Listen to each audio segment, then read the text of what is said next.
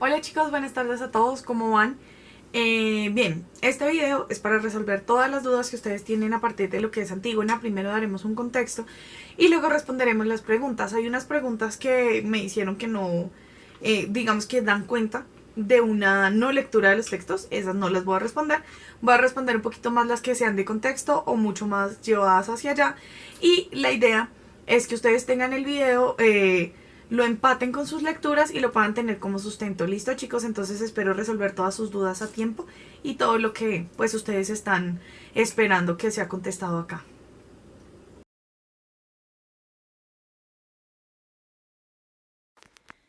Antígona era hija de Edipo, rey de Tebas, y de su mujer y madre Yocasta.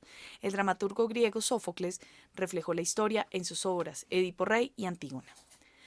Cuando Edipo se dio cuenta de que había matado a su padre accidentalmente y se había casado con su madre, se sacó los ojos. Fue expulsado de Tebas, mientras que Yocasta se suicidó. El tío de Edipo, Creonte, pasó a detentar el poder en Tebas, si bien poco después de los hermanos de Antígona, Eteocles y Polínices, se hicieron con el poder. Mientras tanto, Antígona acompañó a Edipo en su destierro por Grecia como penitente ciego. Finalmente, el rey Teseo de Atenas le concedió asilo y protección, y fue allí donde encontró la tranquilidad que buscaba para poder morir en paz. Pero antes de que esto ocurriese, su segunda hija, Ismene, llegó con la noticia de que Teocles había expulsado a Polínices para convertirse en único rey de Tebas. Tenía el apoyo de Creonte, que incluso dirigió a su ejército hasta Atenas para capturar a Antígona e Ismene. Después de la intervención de Teseo, Creonte cambió de opinión y las dos hermanas regresaron a Tebas voluntariamente. Afrodita, la diosa del amor, nació de la espuma del mar y se alojó en la isla de Citera o en la de Chipre. La paloma estaba dedicada a ella. En aquel momento, Polínices y sus seguidores habían iniciado una batalla contra su propia ciudad, muriendo poco después en un duelo con Eteocles, que también perdió la vida.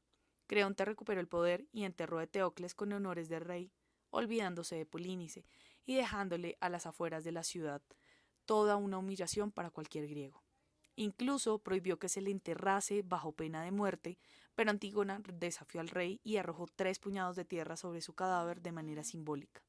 Entonces Creonte la hizo arrestar y la condenó a muerte, aunque para evitar ser acusado de provocar una muerte de un pariente, ordenó que la encerrasen en una cueva con comida y bebida.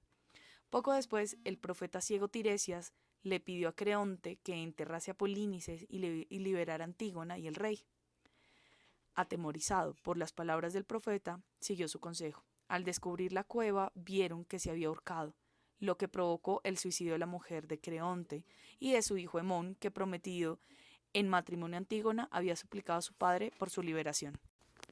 Existen diversas versiones de este mito y en todas ellas se describe a Antígona como una mujer valiente, con una moral recta, dentro de una familia marcada por la tragedia.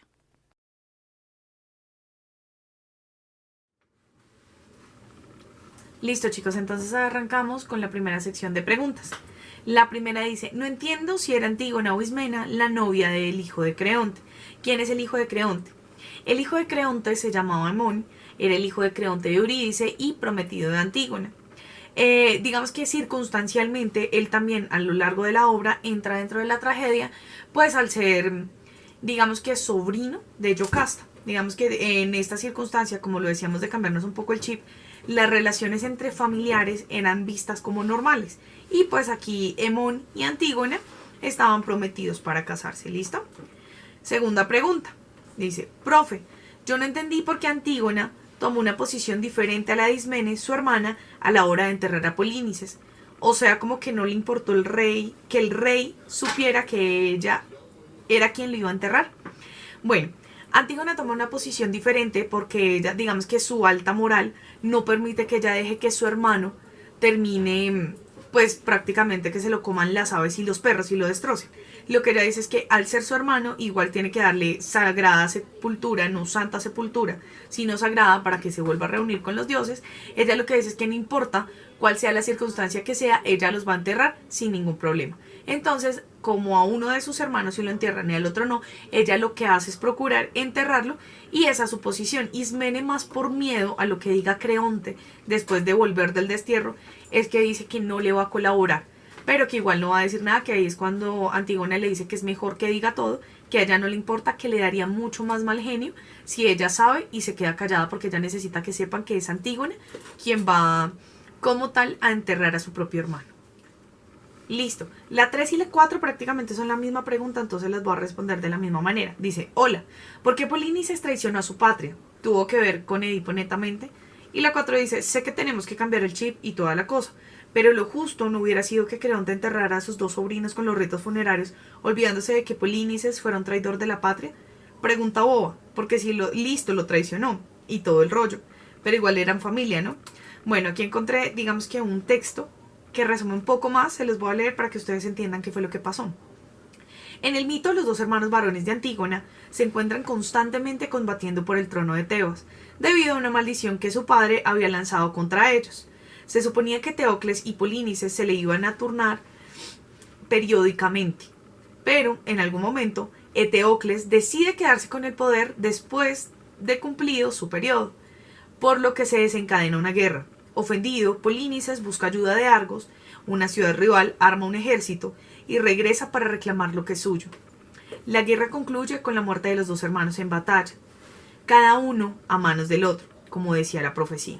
Creonte entonces se convierte en rey de Tebas y dictamina que, por haber traicionado a su patria, Polinices no será enterrado dignamente y se dejará a las afueras de la ciudad al arbitrio de los cuervos y los perros. Este mito es contado en la tragedia de Esquilo, Los Siete de Tebas.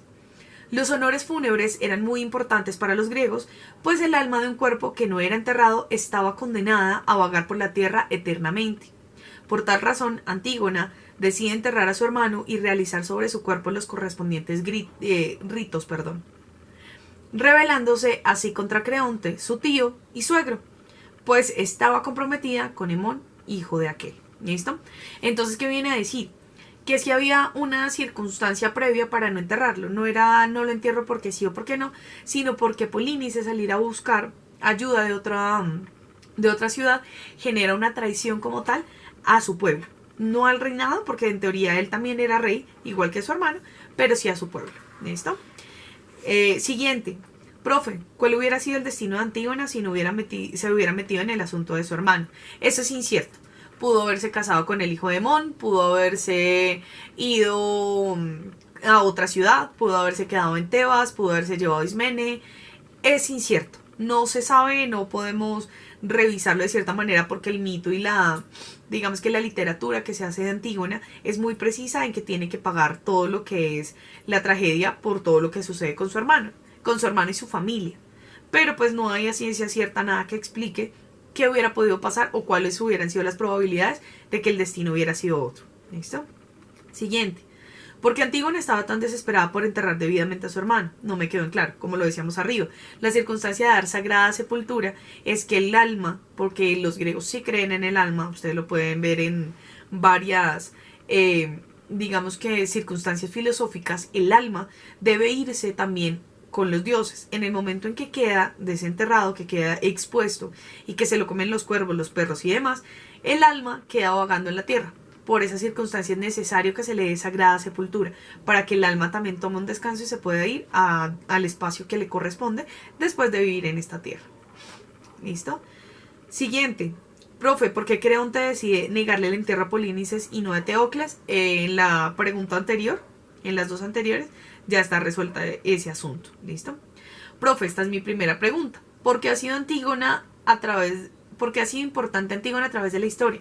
Digamos que primero que todo es porque es un mito, uno de los mitos más fuertes que existe en la antigua Grecia para lo que es trabajar todo lo que es la moral y demás. Además que muestran a Antígona como una mujer empoderada, con una moral muy fija, muy fuerte. Y pues para la época esto no era tan normativo ni tan determinado. La mujer estaba siempre supeditada a las decisiones del hombre porque la mujer se tenía que dedicar a varios oficios de la casa o estar en casa y demás, y el hombre era el que tenía que mandar y demás. Antígona no podía llevar la contraria a su tío porque además de llevarle la contraria a su tío era algo más fuerte y era llevarle la contraria a su propio rey. Por eso es que, digamos, Antígona ha sido como una de las escrituras literarias más importantes de la historia y de la cual se siguen haciendo tanto obras de teatro como como escritos de análisis bajo la circunstancia en la que están. ¿Listo? Entonces, ¿a todos los dioses griegos se les debía ofrendar de igual manera? Sí. Los dioses, a pesar de que tuvieran diferentes posturas en este momento, cuando se nombran a los dioses en las obras, siempre se les deben dar unas ofrendas precisas. Cuando hablábamos de Baco, por ejemplo, Baco son las bacantes quienes les hacen sus propios tributos y demás. De la misma manera va para todos los dioses, pero de acuerdo con las necesidades. ¿Listo? Hola, profe, tengo unas dudas. Exactamente por qué regresó Antígona al lugar del enterramiento. Era al lugar donde se ha expuesto su hermano. Era muy importante para los griegos enterrar a los muertos. ¿Cuál era como tal lo que pasaba si no se hacía? Ya se respondió arriba. De la misma manera, no es enterramiento al lugar donde está desenterrado, de hecho, su hermano. Sí es muy importante que enterrar a los muertos, pero ella regresa siempre a volver a enterrar a su hermano. Ustedes se dieron cuenta que no fue una sola vez, sino varias. Que es ya cuando viene uno de los guardias y dice como, me van a terminar asesinando a mí porque está pasando bajo mi guardia, pero es que yo no veo quién es. Y al final sí se entera quién es. ¿Listo? Siguiente dice, hola, profe, yo tengo unas preguntas frente al texto de Antígona que se dividen en 1. ¿De qué exactamente fueron maldecidas Antígona e Ismena? Porque bien sé que Edipo, antes de ser enterrado, plantea que ellas sufrirán infortunios. Lo que yo planteo como pregunta es que ¿cómo funcionan y afectan esos infortunios en la vida de Antígona e Ismena? 2. El emperador griego de este tiempo pudo haber afectado e influenciado al autor Sófocles para poder desarrollar el personaje de Creonte. Bueno, respondiendo a la primera, que dice que cómo afectan los infortunios, ellas estaban malditas desde el momento en que son hijas de Edipo. Todos debían tener prácticamente que una muerte secuencial y violenta. Ustedes lo vieron con los dos hermanos y con Antígona. Todos tienen una muerte violenta porque todos están atravesando desde la tragedia la circunstancia de lo que está pasando. Antígona no puede terminar feliz, Ismena tampoco, y sus dos hermanos tampoco, porque ellos estaban en las luchas circunstanciales y esos son los infortunios que deben sufrir. Ustedes se dan cuenta que al final Creonte, que termina haciendo, dice, voy a analizar, listo, me estoy dando cuenta que la circunstancia no debe ser esta, y ya cuando va a decirles como dejen en libertad a Antígona, Antígona ya no está. Pues está su cuerpo, pero ella ya ha muerto. Entonces es de esa manera que se van los infortunios. Y la influencia posiblemente, pero digamos que no hay un texto exacto en el que diga Creonte es creado con base en el emperador de la época. Lo que sí pasa es que Edipo, ¿recuerdas que lo que hablábamos? Edipo sí está escrito con base en la circunstancia que pasa en la época de las enfermedades que vienen. Entonces cuando ya lo hace expreso el emperador, que si no estoy mal es Pericles, cuando les dice que muy chévere el asunto que estén donando a sus hijos para la muerte, que lo están haciendo por el pueblo, ahí sí está más basado ya en lo que es este emperador. ¿Listo? Dice la siguiente, porque Antígona apela en su defensa en el juicio al que es sometida por el rey Creonte. O sea, ¿qué es lo que ella realmente apela? Ella apela como tal la importancia de dejar enterrar a su hermano, que ella no está cometiendo ningún delito contra el pueblo. Ella lo único que pide es poder enterrar a su hermano, enterrarlo como debe ser, como cristianamente y los griegos y demás lo han pensado, porque recuerden que en diversas culturas lo que es el entierro es de manera diferente, pero acá Antígona únicamente está diciendo, hey, déjenme enterrar a mi hermano como creo que es debido y pues para que lo podamos hacer. Entonces eso es lo que ella apela al rey que no la castigue, a pesar de que si lo quiere hacer lo puede hacer, pero ella lo que apela es no castigue a mi hermano por la cosa que hizo, sino déjemelo enterrar. Eso es a lo que ella apela ante el rey. Listo, chicos, entonces dice la siguiente pregunta: ¿cómo se podría comparar la justicia de Creonte con la de Edipo y Antígona? Digamos que a niveles de justicia, lo que hace Creonte, él cree que es prudente y es justo de enterrar a uno y no enterrar al otro. ¿Por qué? Por la circunstancia de lo ocurrido y de la traición al pueblo. Digamos que en teoría, cuando se habla de justicia, acá en este punto, no podemos hablar de algo justo entre Edipo y Antígona, porque pues Antígona no es justo que muera de esta manera, pero pues según los designios de los dioses debe hacerlo. Lo mismo pasa con Edipo, no es justo que le pase, pero debe morir. Entonces digamos que acá el punto de la justicia es más al apelativo, de que Creonte pues creyó hacer lo correcto, pero pues con ello lo que hizo fue darle continuidad a todo lo que es el destino para lo que es su familia, incluyendo a su hijo, que pues hasta el punto en el que estaba anteriormente no estaba incluido. ¿Listo? Siguiente. Profe, buenas noches. Mi comentario al parecer no se subió, pero tengo dos dudas. La primera, no me quedó muy claro la muerte de los hermanos de Antígona y por qué a uno lo entierran y al otro no. Tampoco entendí muy bien la parte en que la hermana de Antígona se pone de su lado cuando ya le había dicho que no estaba de acuerdo con ella. Y por último, en la parte de la profecía y cómo se cumple. Me perdí un poco en eso, gracias. Listo. La primera, que es porque al uno lo entierran y al otro no. Creo que ya ha quedado claro porque es lo que más se ha preguntado. La segunda, que dicen que porque Ismene primero le dice que no y luego que sí. Ismene es una mujer muy temerosa y es sobre todo temerosa de lo que haga Creonte porque ellas acaban de llegar a la ciudad de Tebas de nuevo. Cuando ustedes lo miran, en el texto no lo dice implícitamente, pero según el mito, ellas retornan y ella lo que le da miedo es cometer algún delito y que termine pues pagando con cárcel o con su propia vida lo que está cometiendo. Por eso le dice a Antígona que no le va a colaborar. Al final se mueve entendiendo que también es su hermano y debe hacerlo, pero pues finalmente no pasa nada. Ella dice, lo voy a apoyar, pero pues ya es, digamos, fuera del contexto como tal de lo que estaba tratando de trabajar, y pues finalmente Antígona es la que recibe todo el castigo de los dioses en el designio de su destino. Y lo último que dice que la parte de la profecía es que todos tienen que seguir cumpliendo el hilo del destino. Entonces, Edipo, Yocasta, Hemón, Polínices, Eteocles, Ismene, Creonte, todos deben seguir en la línea del cumplir con su destino. La profecía es que ellos deben morir de esta manera. Las profecías son la primera parte que hacen los coros y los corifeos. Entonces ustedes deben retornar a la lectura del coro y el corifeo y ver cómo se designan y cuáles son los designios de los dioses y las profecías que ellos presentan. ¿Listo? Otra dice: hola, profe, porque a lo largo de la historia el coro hace intervenciones recordando las historias de los dioses griegos. Porque lo que pasa es que el coro, uno, recuerden que era lo que veíamos en Edipo, en la parte inversa decía que era la que le daba tiempo a los actores para cambiarse. Pero también el coro, el trabajo del coro es presentar cosas que no se ven reflejadas directamente en la obra, pero que tienen que hacer caer en cuenta al espectador de lo que está ocurriendo. Entonces, ellas lo que hacen es recordar a los dioses griegos porque son prácticamente sus padres y es a quienes ellos deben cumplir como tal con los designios. Yo le cumplo al dios lo que está destinado para mí o no está destinado para mí. Por eso siempre se hace referencia a los dioses griegos como tal. ¿Listo? Hola, profe, es que tengo la duda de por qué el coro se refiere a Tebas como la de las 7 puertas. ¿Esto es algo literal o algo simbólico? Pues imagínense, chicos, que resulta que hay una obra que se llama Las 7 de Tebas. ¿Recuerdan que habíamos hablado de ella? Se supone que Tebas era famosa por sus 7 puertas a las que hacen alusión Homero y Hesíodo, que son de los escritores clásicos más famosos. Pero no son solo ellos. Digamos que como en cinco obras, si no estoy mal, se habla de las 7 puertas de Tebas. No es algo simbólico, es algo literal que hablan ellos allá. No es un símbolo. Pero pues cada uno de los escritores le da un nombre diferente a estas 7 puertas.